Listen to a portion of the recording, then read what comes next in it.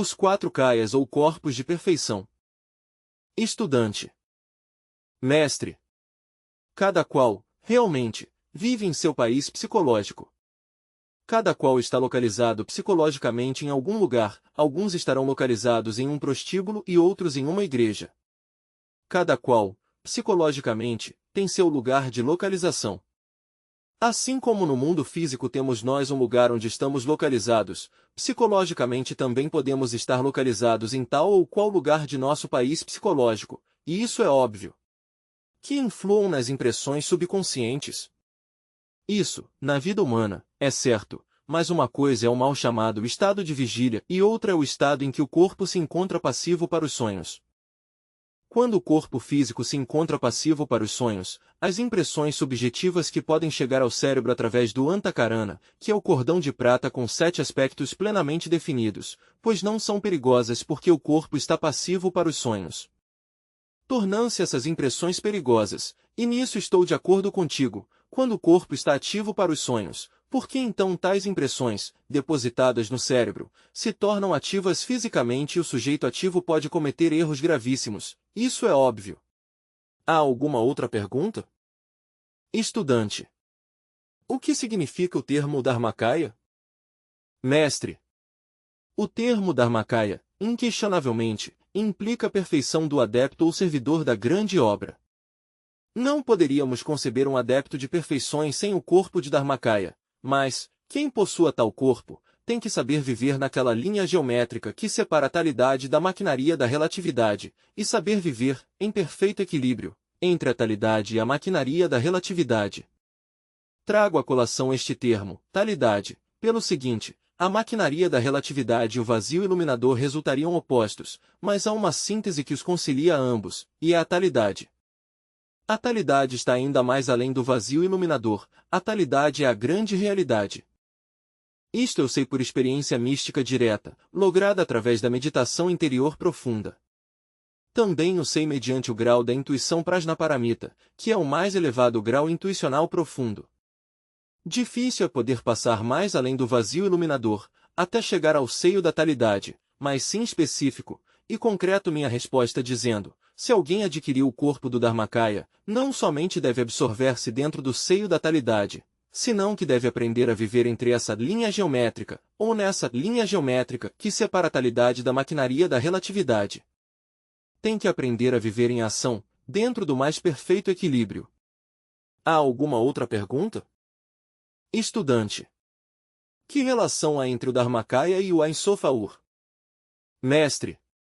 Bom, obviamente que o que já chegou, o que possui o corpo do Dharmakaya, não somente encarnou, em si mesmo, o Ein-Sof-Aur, como estrela divinal, muitíssimo mais além do ancião dos dias, senão que conseguiu, de verdade, regressar com Pishti e Sofia ao Eon 13. Só quem de verdade tenha conseguido submergir-se no Eon 13, pois tem o corpo do Dharmakaya. Alguma outra pergunta, irmãos? Estudante. Venerável mestre, o que o senhor opina de uma pessoa que, apesar de que tenha sabedoria agnóstica, não a aplicou sobre cada um de seus defeitos para desintegrá-los? Mestre. Irmão, antes de tudo quero que saibas uma coisa. Começamos esta cátedra dizendo que se alguém possui o conhecimento, as regras precisas do gnosticismo universal para o trabalho direto sobre si mesmo, pois indubitavelmente, e isso é claro, deve aplicá-las para mudar sua forma de pensar. Também dissemos que se um não mudasse sua forma de pensar, muito apesar de ter recebido as instruções precisas, pois simplesmente estava perdendo seu tempo miseravelmente. Porque para poder de verdade provocar uma mudança, antes de tudo há que mudar a forma de pensar, deve-o introduzir estes ensinamentos, estas ideias em sua mente e em seu cérebro, e pensar de acordo com estas ideias, deve pensar de acordo com os ensinamentos, pensar de acordo com o corpo de doutrina, pois se não está pensando de acordo com o corpo de doutrina, senão com os sistemas já extemporâneos que usava antes de entrar na doutrina, pois está perdendo tempo, não está fazendo nada, está auto-enganando a si mesmo, e portanto vai pelo caminho do fracasso. Isso é tudo. Alguma outra pergunta? Estudante. Venerável mestre, poderia o senhor falar-nos sobre o quarto estado de consciência, sobre o da consciência objetiva? Mestre, o quarto estado de consciência é o daquele que logrou o mais absoluto despertar. Falando epistemologicamente, já passou muito mais além das confrontações lógicas, possui o corpo de Dharmakaya, pode mover-se livremente nessa linha geométrica que separa o vazio iluminador da maquinaria da relatividade, é pois um sujeito que logrou a onisciência. Não citei muito a esse sujeito, ou não lhe especifiquei nesta cátedra, por motivo a que lhe pus mais atenção ao próximo passo que todos têm que dar, pois todos os que eu vejo aqui estão no segundo estado, movem-se entre o primeiro e segundo estado. Mas não vejo aqui a nenhum que esteja no terceiro estado, no da recordação de si mesmos. Não o vejo, estou o buscando, não o vejo. Há alguns que dão esperanças, mas nada mais. Agora, se não estão todavia no terceiro estado, qual estaria no quarto? Sem embargo, um dia, se vocês se propõem trabalhar sobre si mesmos, não somente chegarão ao terceiro estado, senão que chegarão também ao quarto. Para chegar ao terceiro, já lhes disse, tem que meter estes ensinamentos em sua mente, e aprender a pensar de acordo com estes ensinamentos. O modo de pensar velho, antiquado, extemporâneo, definitivamente deve ser cancelado. Mas não somente se deve aprender a pensar de acordo com este corpo de doutrina, aqui em plena sala de aula, ou quando estamos instruindo um grupo, não, a todas horas, em todas as partes, de momento em momento, na vida doméstica e na rua, ou na praça de mercado, ou onde seja. Me entenderam? Bom, alguma outra pergunta, irmãos? Estudante. Seria tão amável de explicar-nos a ordem dos 4 kayas, corpos? Mestre. Obviamente, os 4 kayas são indispensáveis. Sem embargo, eu prefiro pensar de acordo com a doutrina dos 3 corpos, inclusive gosto mais pensar em termos, digamos, de Paramartha, no termo de Sunyata, a síntese.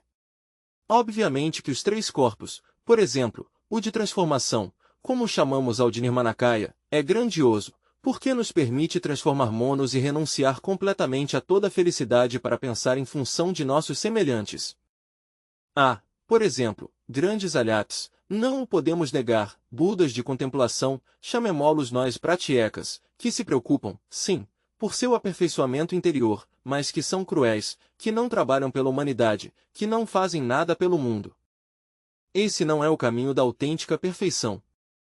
Se nós trabalhamos não somente dentro de si mesmo, por si mesmos, senão que também trabalhamos como missionários, levando o ensinamento de porta em porta, sacrificando-nos pela humanidade, seguimos o caminho dos Nirmanakayas, que é o mesmo dos Bodhisattvas de compaixão.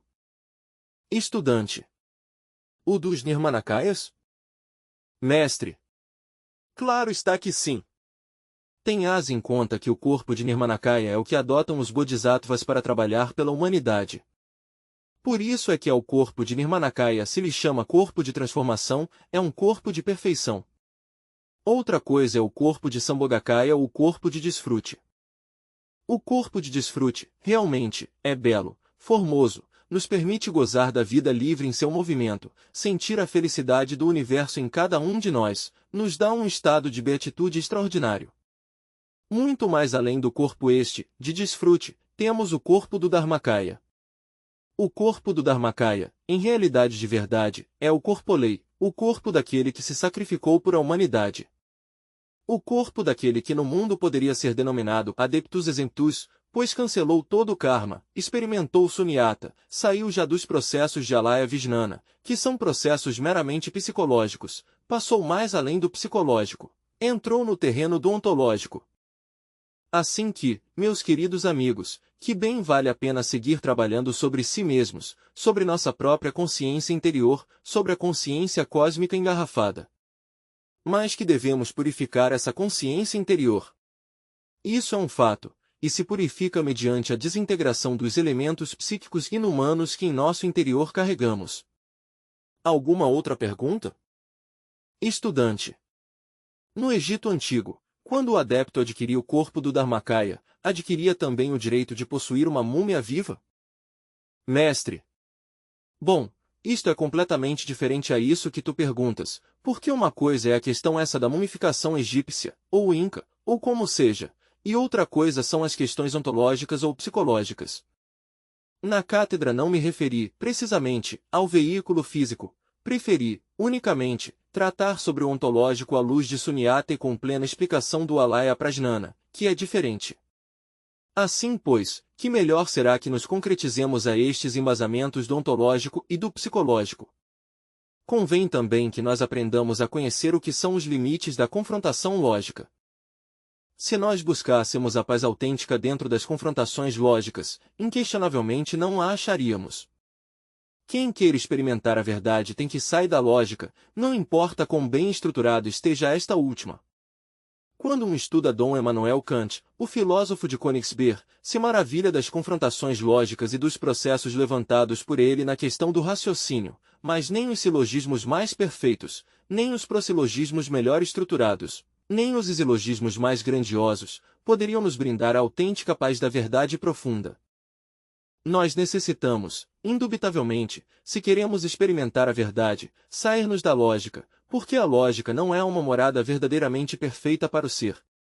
Necessitamos algo mais que as confrontações lógicas, algo mais que os processos indutivos ou dedutivos. Necessitamos, certamente, o corpo do Dharmakaya, desse Dharmakaya que experimenta e que pode experimentar, na hora que queira, diretamente, o Sunyata, e que sem embargo, apesar de tudo, se mantém nessa linha geométrica, autêntica, perfeita, que marca, digamos, o caminho centro entre a maquinaria esta da relatividade e o vazio iluminador, o que não é do tempo. Estudante. Mestre. Claro. Entendo. Entendo que é o processo multidimensional, isso é óbvio, e não podemos deixar de explicar esta questão. Se vivemos, pois, em um mundo de 3 dimensões, comprimento, largura e altura, como já sabemos, indubitavelmente a quarta coordenada é diferente. Esta quarta coordenada ou quarta vertical chega até a interferir, realmente, com o meson K, por exemplo, ou com as regiões onde se processa o meson K. Podes investigar, através dos cientistas chineses, como o meson K é alterado por forças de um universo paralelo, de maneira que a mesma ciência oficial está chegando à questão da quarta vertical. O meson K, por exemplo, não se processa, exatamente de acordo com as leis da terceira dimensão, não atua de acordo com a lei da paridade, o que é vital em um mundo tridimensional, senão que se move em forma distinta, interferido, perfeitamente, por um universo paralelo, pelo universo da quarta vertical. Se nos tem dito que esta quarta vertical de alguma forma se relaciona com o tempo, posto que podemos viajar para trás ou para frente no tempo. Precisamente agora, nesta viagem que fizemos nós por Durango, estive em contato com um homem bastante interessante, com um físico atômico. Este homem, apesar de ser um gênio em física nuclear, aprendeu a mover-se com um corpo físico no tempo, viaja no tempo, para trás e para frente. De maneira que para ele, sendo estritamente um físico atômico, que vai estabelecer uma planta em Veracruz, uma planta atômica, sem embargo logrou dominar a quarta vertical e viaja, repito, no tempo. Um pouco mais além do tempo temos a quinta coordenada, que é a eternidade. Mais além da quinta coordenada está a sexta vertical, que não é tempo nem eternidade, encontra-se mais além do tempo e da eternidade. De maneira que, ponham vocês cuidado, mundo de 3 dimensões, comprimento, largura e altura, mundo em que nos movemos. Entendido? Mundo da quarta vertical, o tempo, mundo da quinta, a eternidade, mundo da sexta, isso que está mais além da eternidade e do tempo, e por último, a dimensão zero, desconhecida. Esse é o levantamento concreto. Mas bom, a nós nos interessa, através de nosso trabalho que há de processar-se em 7 níveis, desintegrando os elementos indesejáveis que em nosso interior carregamos, chegar à dimensão zero, desconhecida e submergirmos-nos posteriormente dentro da talidade, o seio da grande realidade. Mas o trabalho é de substancial conteúdo, profundo, didático e dialético, e se requer conhecer as técnicas de fundo, relacionadas com a questão da meditação profunda. Estudante. Venerável mestre, se o movimento, do qual se fala muito, tem sua origem no corpo, e se as inquietudes que temos se originam no espaço, nas diferentes dimensões, significa que um tem então diferentes movimentos? Mestre. Tua pergunta é interessante, mas resulta extemporânea.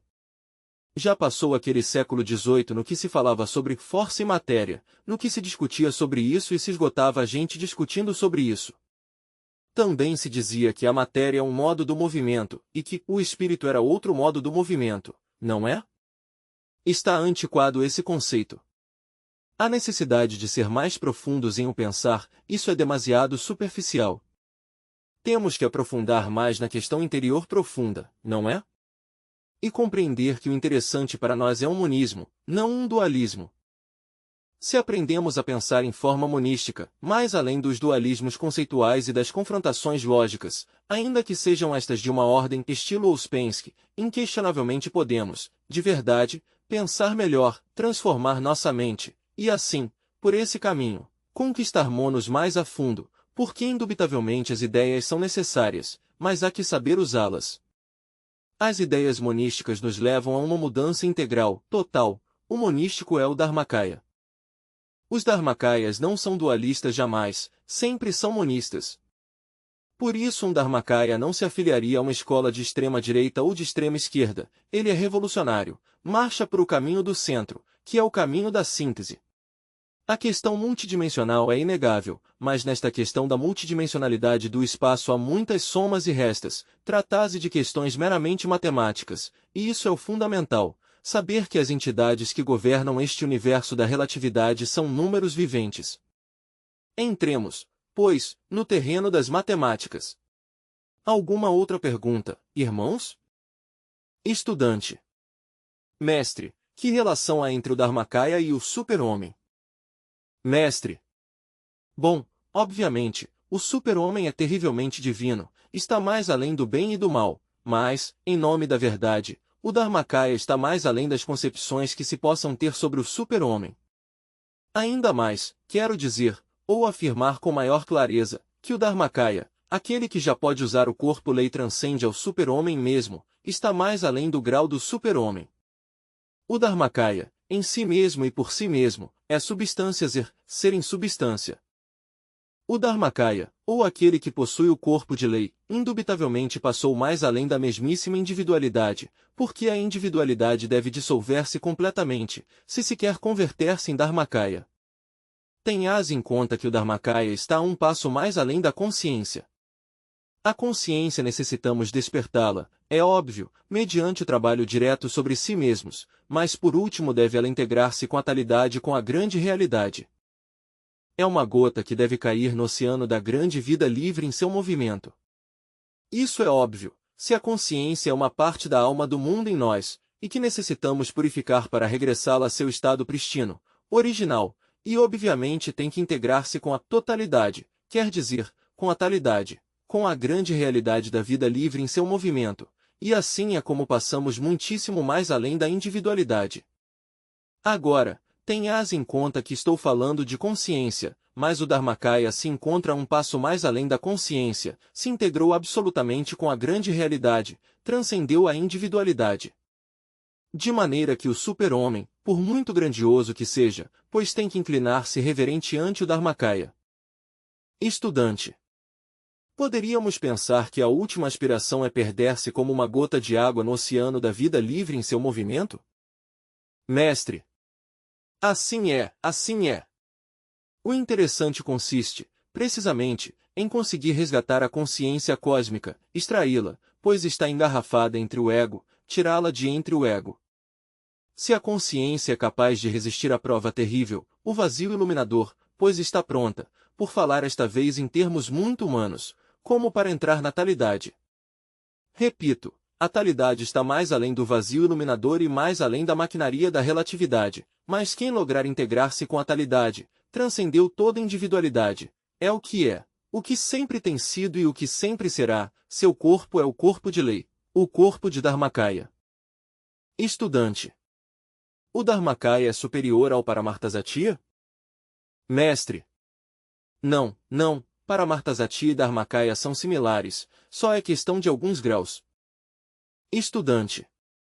Mestre. Obviamente, e sem ter chegado todavia a ter o corpo do Dharmakaya. Inquestionavelmente, por exemplo, o que chega ao terceiro estado de consciência, que é o da íntima recordação de si mesmo, muda quanto aos conceitos. O que para muitos é importante, para ele não o é, tornar-se diferente, completamente distinto. De maneira que a gente que está, por exemplo, no primeiro e segundo nível do ser, não entenderiam alguém que chegou ao terceiro nível do ser, ao terceiro estado de consciência. Como poderiam entender?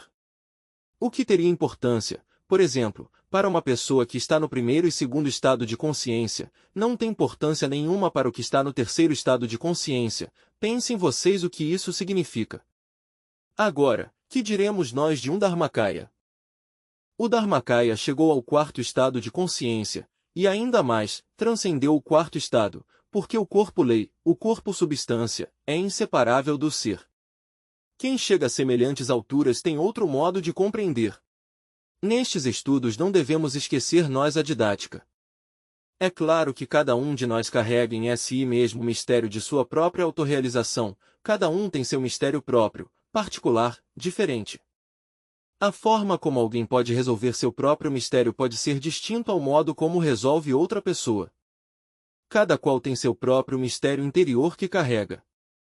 Nós podemos dar, por exemplo, as leis gerais como para que vocês trabalhem, mas os detalhes, os processos específicos, não há nenhum igual, pois constituem o mistério de cada qual, e cada qual tem seu próprio mistério da autorrealização, um mistério diferente. Isso é claro. Por todos estes motivos, convém que em realidade tomemos a gnose a sério e que nos dediquemos a trabalhar sobre si mesmos. Alguma outra pergunta? Estudante. Mestre, poderíamos pensar que a matéria é a parte mais da substância, ou em última instância a substância é a parte superior da matéria. Mestre. Bom, em realidade de verdade, a chamada matéria é substância cristalizada. Pois ao desintegrar-se essa substância passa a dimensões superiores, se processa em 7 níveis antes de cair, por último, convertida em simples germe, no caos de onde um dia saiu, isso é óbvio. Ali dorme entre o caos, durante 7 eternidades, até que amanheça um novo. Estudante.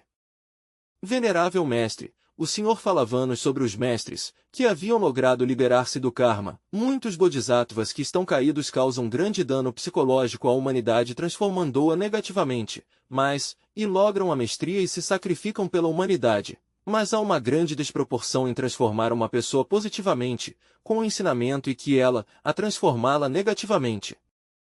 Então, como é possível chegar a liberar-se do karma, a não ser pelo perdão e o amor? Mestre. Bom, antes de tudo, a pergunta está mal feita. Porque, em realidade de verdade, ninguém pode transformar a ninguém. Tu podes, por exemplo, receber as instruções que aqui se dão, as técnicas para o trabalho, mas nada mais. Tu és o que tem que trabalhar. Um adepto qualquer pode mostrar o caminho aos demais, mas é o discípulo quem tem que percorrer o caminho. Uma coisa é o corpo de doutrina que um recebe e outra coisa é o trabalho que tem um que fazer sobre si mesmo. Alguém, por exemplo, poderia estar muito bem informado, ou receber uma ajuda, por exemplo, sobre o traço principal, e sabemos muito bem que cada qual, psicologicamente, tem um traço característico principal. Poderíamos indicar a fulano de tal: teu traço principal é luxúria, a outro; teu traço principal é egoísmo, ao outro; teu traço principal é a inveja. Que faríamos, um bem ou um mal? Talvez um mal. Por que não o deixamos que por si mesmo descobrisse seu traço principal, através do desenvolvimento natural e didático? O fato de que lhe tenhamos indicado qual é seu traço principal não quer dizer que ele o tenha descoberto, possivelmente lhe prejudicamos. Melhor será que ele o descubra por si mesmo, através de seu próprio autodesenvolvimento interior profundo. Assim que, em realidade de verdade, nenhum adepto pode transformar a ninguém. O único que pode entregar são as técnicas para que os demais trabalhem sobre si mesmos e se transformem. Mas se alguém recebe tais técnicas, ou tais dados, tais ilustrações e não trabalha sobre si mesmo, pois está perdendo tempo miseravelmente, e, claro está, que faz perder o tempo também ao adepto. Estudante. Eu me referia, mestre. Mestre. Pois em verdade que um bodhisattva caído é um fulano como qualquer outro. Por que temos que assinalá-lo especialmente? Devemos compreender que coisa é um bodhisattva caído, ou um bodhisattva em geral antes de seu despertar. precisamente é uma semente, carrega uma semente, um germe dentro, um germe que vem cristalizado desde o alto, um germe que pode ou não desenvolver-se. De maneira que não é a grande pessoa que vocês me tratam de pintar, é um germe que pode ou não pode desenvolver-se. Também o germe de um pinheiro, se cai em uma terra estéril, pode que não germine, pode que se perca esse germe. Assim, pois, um Bodhisattva não é mais que um sujeito 20, um indivíduo qualquer que carrega em seu organismo um germe que poderia perder-se. Acaso é obrigatório que se desenvolva? Se desenvolvesse esse germe dentro desse organismo, pois está bem, porque ao desenvolver-se esse germe dentro do organismo, pois então cristaliza desde o alto um ser, um indivíduo sagrado, melhor dito, que pode fazer algo pela humanidade.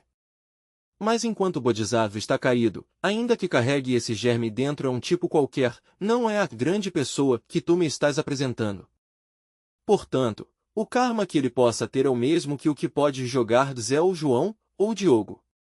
Aquele, chamado Bodhisattva, que se embriagou, que está por aí encantado da vida com as velhas, e que não sei o que não sei o que quando, não é? Mas, quem é esse tipo? É um tipo como os demais tipos, não é mais nem é menos, é um elemento que está servindo aos desígnios da natureza. Qual é a transformação de forças necessárias para a economia da Terra? Realmente é um Zé Ninguém. Acaso que porque carregue mulher? Bom, mas quem disse que porque carregue mulher poderia converter-se em um indivíduo sagrado, ou que esse germe se vai desenvolver? E se não se desenvolve, então o quê? Enquanto se desenvolve, é um 20, um fulano de tal, um tonto como qualquer de nós. Essa é a crua realidade dos fatos. Estudante. Mestre, Mestre.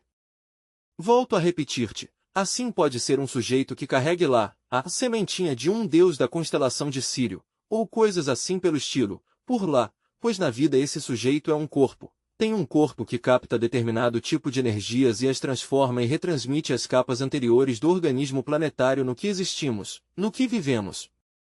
Esse é o fato, mas nada mais.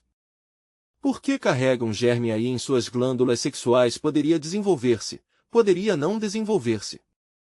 Vivendo como um tipo qualquer, comum e corrente, é um qualquer. Por que vai ter um karma tão especial ou por que vai ser uma especialidade do universo? É um pobre tonto, como sou eu, como pode ser qualquer? Essa é a crua realidade dos fatos. Situemo-nos no campo das realidades e saiamos da mitomania, porque isso prejudica e está prejudicando ao movimento gnóstico. Haver alguma outra pergunta? Estudante. Mestre. O único que fica é, em realidade de verdade, utilizar inteligentemente a parte emocional do centro intelectual, claro, e dominar as emoções inferiores da parte negativa do centro emocional e utilizar os conhecimentos que temos aqui, na mente, introduzi-los bem, cá, para controlar isto. Com uma mente bem instruída e uma emoção de tipo superlativo e com um pouquinho de vontade, por que não podemos pensar que todo mundo tem uma grande vontade, assim se começa a controlar isto de cá, para que trabalhe corretamente e não incorretamente? Haver, algum outro irmão tem algo que perguntar? Que se façam as perguntas corretas porque necessitamos que todos saiam de suas dúvidas. Estudante. Mestre, poderia o senhor indicar-nos uma forma prática e efetiva para poder fazer bem as práticas gnósticas? Mestre. Para fazer as práticas e trabalhar corretamente? Estudar os ensinamentos que nós lhes estamos dando, mas estudar e logo meter o corpo de doutrina dentro do processo do pensar, aprender a pensar em uma forma nova. Isto é questão de trabalho, de estudar. Haver. Estudante. Venerável mestre, um corpo mental superior é o instrumento mais idôneo, então, para o trabalho. Mestre. Maravilhoso ter um corpo mental. Mas, como poderíamos fabricar um corpo mental se estamos gastando a totalidade de nossas energias, sejam estas de tipo sexual, ou sejam intelectuais, ou volitivas, ou meramente sentimentais? Antes de tudo, se se quer criar o terceiro corpo, já não o segundo, senão o terceiro corpo psicológico, há que aprender a economizar as energias. Se um não sabe economizar suas forças motrizes, vitais, emocionais, intelectuais, volitivas, etc. Como poderia criar esse corpo, se não deixa energias para a criação, se as está desperdiçando? Assim, pois, primeiro que tudo há que aprender a economizar essas energias, para poder dar-se ao luxo de criar uma mente individual, ter uma mente realmente individual, posto que as gentes não têm mente individual, têm uma coleção de mentes, cada qual carrega uma coleção de mentes, mas não uma mente, certamente individual. Estudante. Mestre, que técnica poderíamos utilizar para esvaziar a mente? Mestre. Bom, relaxar absolutamente o corpo, primeiro que tudo. Segundo, esvaziar a mente de toda classe de pensamentos, frase que não gosta ao Sr. Krishnamurti, a meu grande amigo Krishnamurti a quem aprecio, mas não gosta.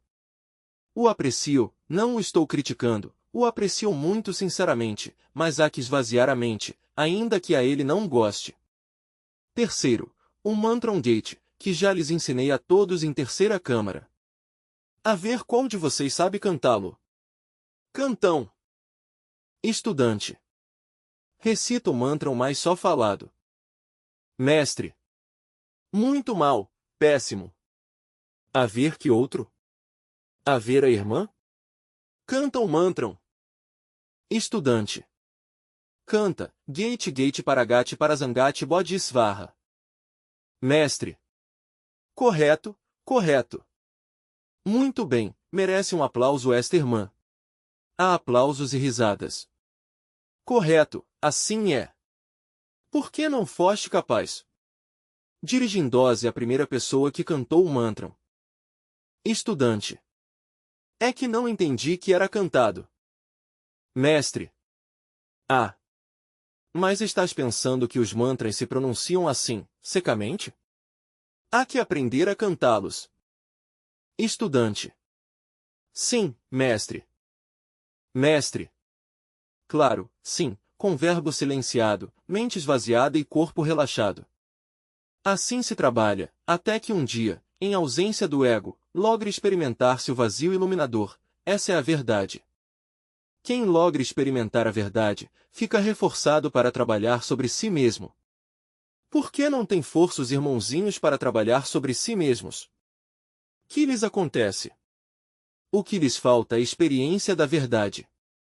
Uma coisa é que digam a um qual é o caminho para chegar à verdade, que é este ou aquele, e outra coisa é que experimente a verdade. O que quiser experimentar a verdade, pois, tem que indubitavelmente relaxar o corpo, esvaziar a mente e apelar ao mantra dos Prajnaparamitas. Assim, um dia, logrará a experiência disso que não é do tempo, disso que é a verdade. E o que experimenta a verdade, começa a trabalhar de verdade, com vontade sobre si mesmo. Eu experimentei a verdade quando era um rapaz de 18 anos. Logrei a experiência do vazio iluminador e jamais se me esqueceu. E isso me tem aqui, falando ante vocês com tanta energia, deveu-se a essa experiência. Se eu não tivesse passado por essa experiência, teria ficado falho para toda a minha existência. A ver? Estudante. Desculpe-me, mas como se trata de que eu viajo à Colômbia, queira escutar esse mantra de seus próprios lábios. Mestre. Com muito gosto. Estudante. Para assim poder conhecê-lo. Mestre. Correto. Aproximem-se. Gaatiei paragati parazangati boli isva. Bom, meus caros irmãos, então vamos dar a unção gnóstica e seguimos, posteriormente, com um tempo de meditação. Paz inverencial.